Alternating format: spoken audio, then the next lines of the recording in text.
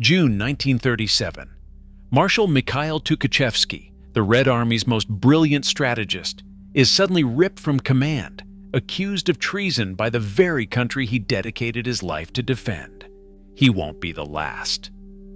One by one, Stalin's top generals vanish into the night, replaced by fear and silence.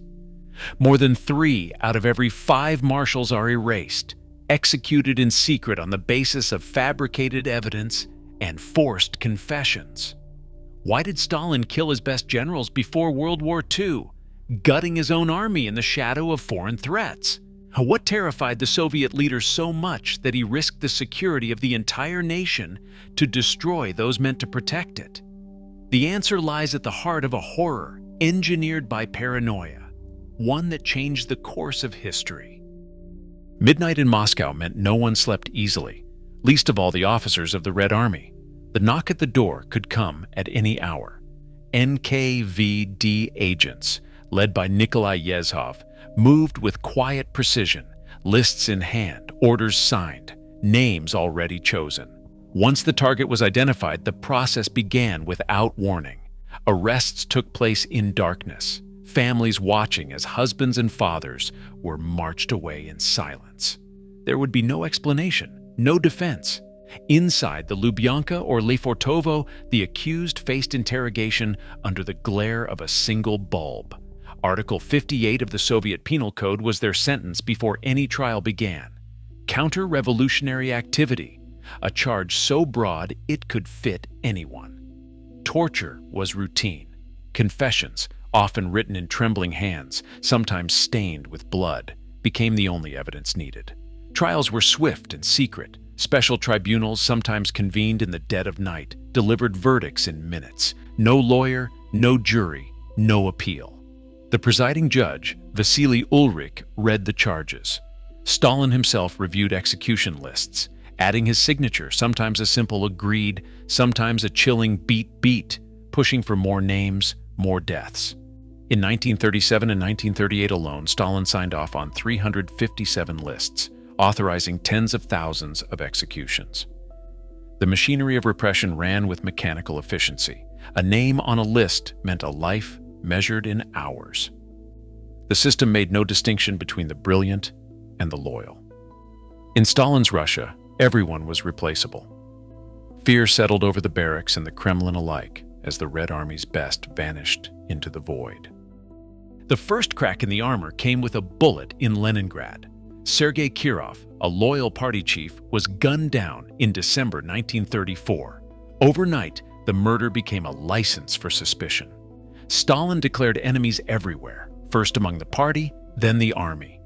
Each funeral wreath laid in Kirov's name became another reason to hunt for traitors. The Red Army, once the pride of the revolution, grew suspect in Stalin's eyes.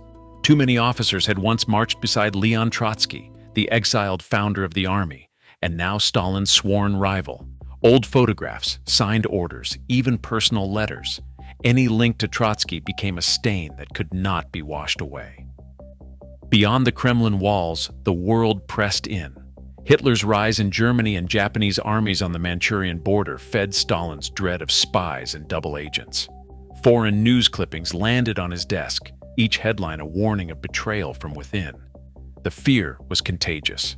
Generals whispered in empty corridors, eyes darting to see who listened. In the mess halls, silence replaced laughter.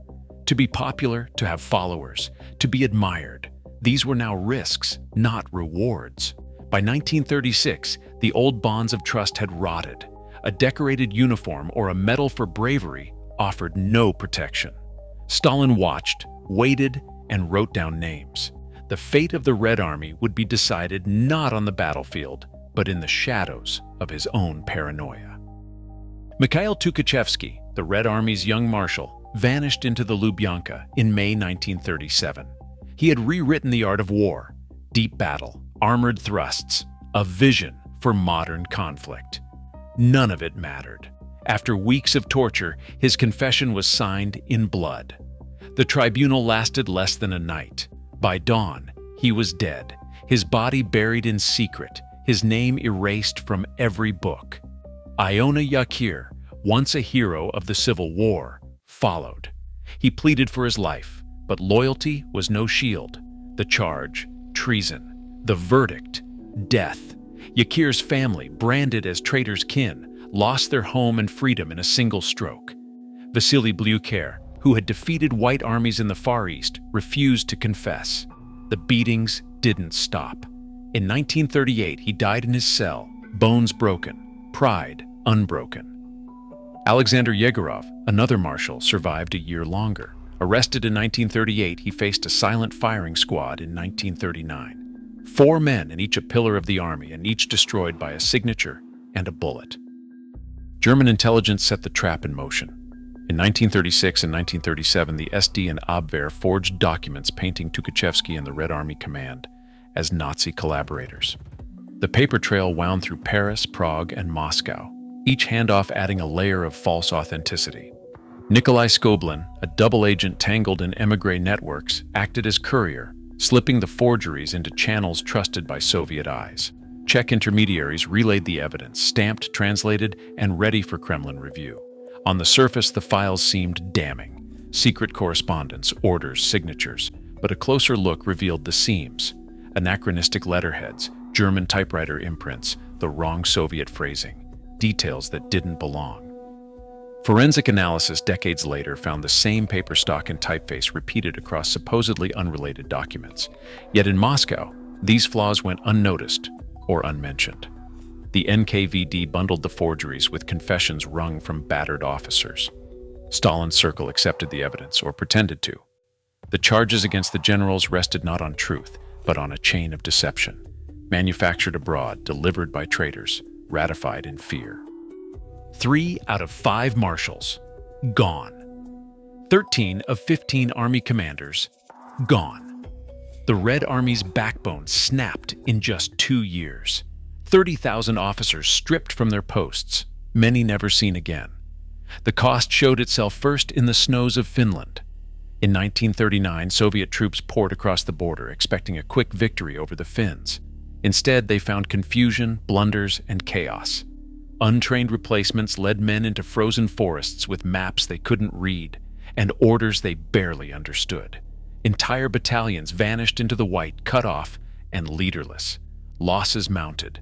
Tanks stuck in swamps, regiments lost in the dark. The world watched the Red Army stumble and bleed. Then came June 1941. Hitler's armies stormed the Soviet border. The Wehrmacht moved fast, crushing Soviet divisions still reeling from the purge. Officers hesitated, unsure, afraid to act without orders. By autumn, German troops stood at the gates of Moscow. The Red Army's best were gone, erased by fear, replaced by inexperience. The price of Stalin's terror was paid in blood and defeat, one lost battle after another. Historians have sifted through the numbers and the names, searching for logic in the purge. The data is unambiguous. The best and brightest were singled out. Studies show that officers with the highest marks for competence and initiative were the ones most likely to disappear. Robert Conquest, a leading scholar of Soviet terror, called it a war against excellence, a campaign where loyalty trumped skill and suspicion outweighed achievement. The question of why remains. For some, the answer lies in Stalin's own mind, a ruler so consumed by mistrust that he saw threats in every decorated chest. Others point to the system around him, where party officials and secret police found new power in the machinery of fear. Yet the files are nearly silent on any real plot. Decades of research from Moscow to London have found almost no evidence of genuine conspiracy among the purged generals. The charges were fantasy, written in blood and ink. Still, a few survived the storm. Konstantin Rokossovsky, broken by torture and left for dead in a cell, was recalled just before the war. He went on to lead Soviet forces at Stalingrad and Kursk, turning disaster into victory. In 1956, Nikita Khrushchev stood before the Communist Party and named the crime. Stalin's purges had crippled the country. Officers like Rokossovsky were officially cleared, their reputations restored, but the cost could never be repaid. By 1938, Stalin's purge had eliminated 3 out of 5 Red Army marshals and over 30,000 officers. Archival records and declassified Soviet documents confirm that many were convicted on forged evidence and secret confessions, often obtained through torture. These actions left the Soviet military critically weakened, seen first in the disastrous Winter War with Finland, and then in the massive losses of 1941 when Nazi Germany invaded. While historians now agree no real military conspiracy existed, the full extent of Stalin's personal motives remains partly hidden, with some files still classified. Yet the facts are clear. In seeking to secure his rule, Stalin destroyed the very command structure needed to defend the country. After the war, officers like Rokossovsky were rehabilitated, and Khrushchev openly condemned the purges in 1956. The record shows that when fear drives out trust, even the strongest institutions can be crippled from within. In trying to purge betrayal, Stalin destroyed the very army that would one day save him.